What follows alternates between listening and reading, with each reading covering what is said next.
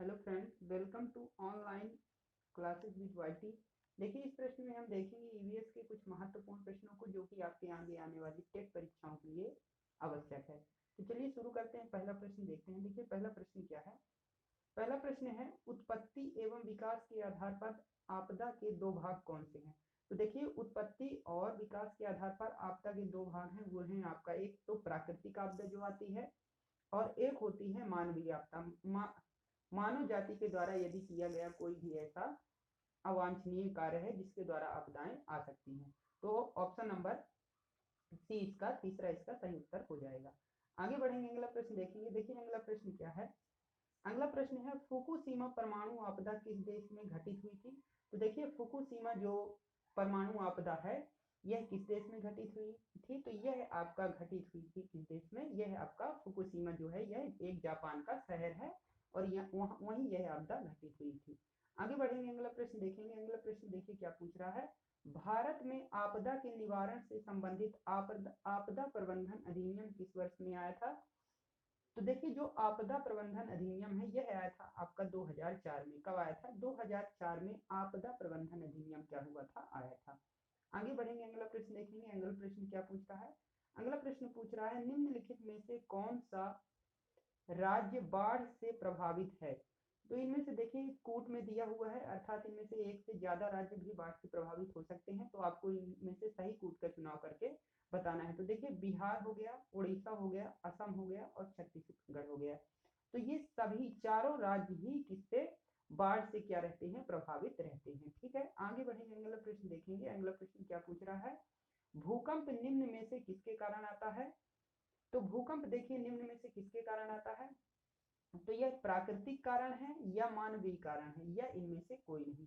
तो देखिए, जो भूकंप होता है वह किसके कारण आता है। तो वह मानव निर्मित जो कुछ ऐसे कारण होते हैं उनके कारण, और प्राकृतिक कारण तो एक आपका हो ही जाएगा। तो ऑप्शन नंबर 3 इसका सही उत्तर हो जाएगा। अगला प्रश्न देखिए, भूकंप का मापन निम्न में से किस यंत्र के द्वारा किया जाता है।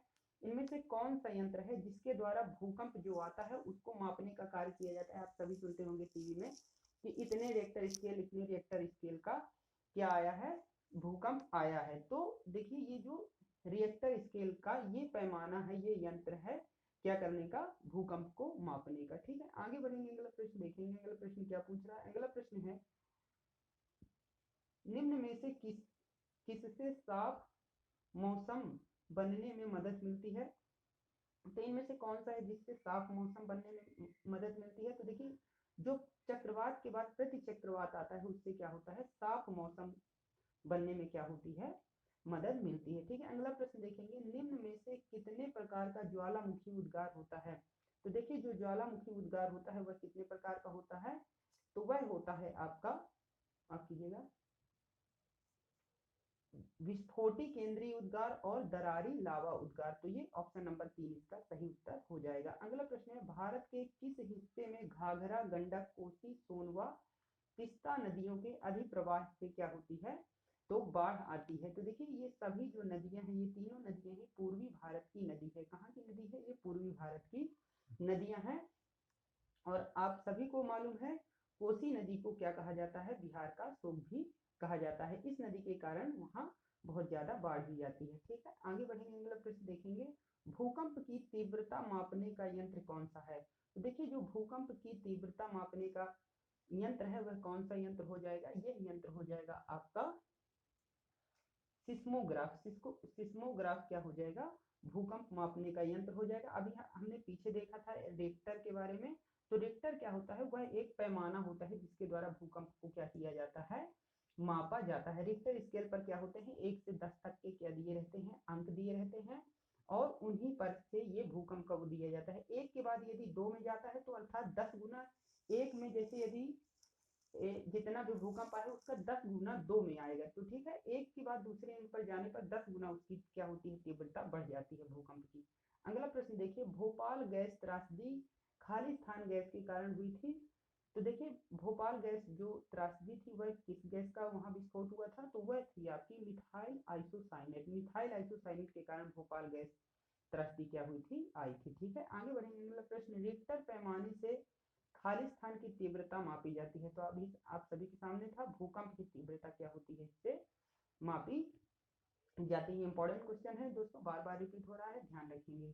आगे बढ़ेंगे, अगला प्रश्न देखेंगे, भूकंप मापा जाता है। तो भूकंप किसके द्वारा मापा जाता है, तो ये फिर से रिपीटेड क्वेश्चन आ गया है। तो ये मापा जाता है आपका रिक्टर पैमाने पर। अलग अलग देखिए टेट परीक्षाओं के पूछे गए ये प्रश्न है, पुराने प्रश्न पत्र हैं, पुराने प्रश्न हैं सभी, तो इंपॉर्टेंट हो जाते हैं आप सभी के लिए। आगे बढ़ेंगे, अगला प्रश्न, इतिहास में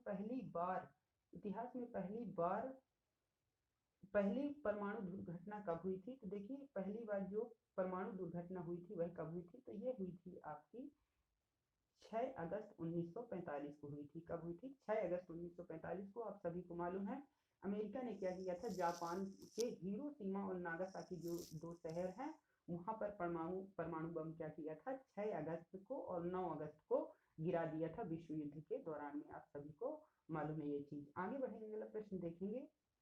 अगला प्रश्न क्या बोल रहा है, अगला प्रश्न बोल रहा है भूकंप की तरंगों को निरूपित करता है। तो देखिए भूकंप की जो तरंगे होती हैं उनको कौन निरूपित करता है, तो उनको निरूपित करता है आपका सिस्मोग्राफ। इंपॉर्टेंट क्वेश्चन है दोस्तों, भूकंप से संबंधित जितना भी है और इसके जो यंत्र वगैरह हैं इन सभी को आपको एक नजर में देखकर जरूर जाना है अपने पेपर से पहले।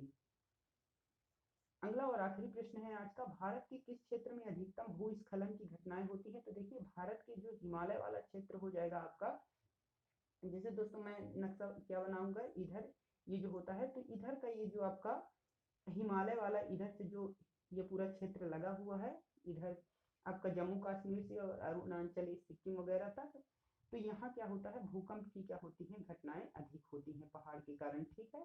तो इसको आप लोग ध्यान रखेंगे। ये थे कुछ महत्वपूर्ण प्रश्न, अगला वीडियो जल्द ही अपलोड किया जाएगा। तो यदि आप भी सी टेट और एमपी टेट या यूपी टेट की तैयारी कर रहे हैं तो दोस्तों चैनल को जरूर सब्सक्राइब कर लीजिए। मैं इस तरह की वीडियो आप लोगों के लिए लाता रहता हूँ। वीडियो देखने के लिए आप